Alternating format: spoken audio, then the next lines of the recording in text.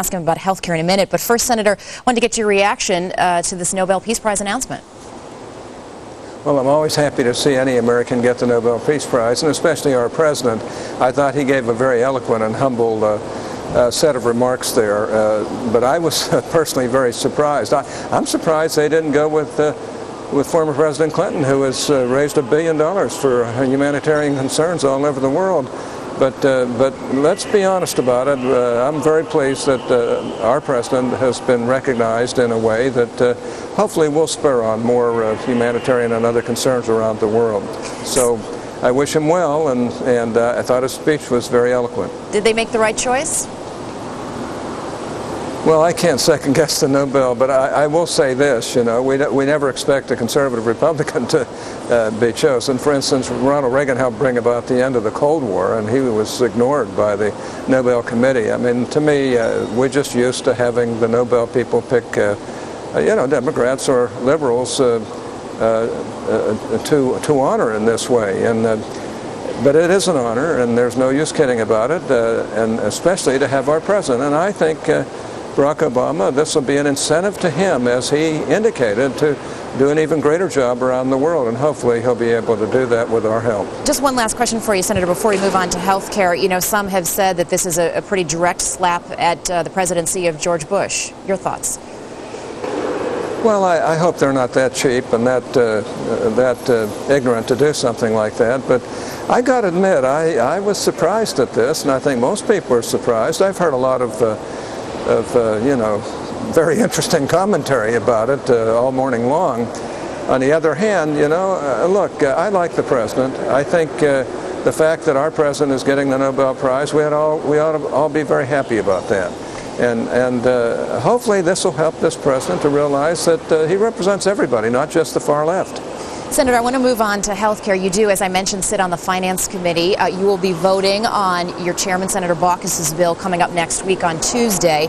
He has called this bill, and the numbers that the Congressional Budget Office looked at is how much it's going to cost. He said they're transformative, and this is game-changing. It costs less than some had anticipated, and the CBO says it'll reduce the deficit over a period of time. Your view?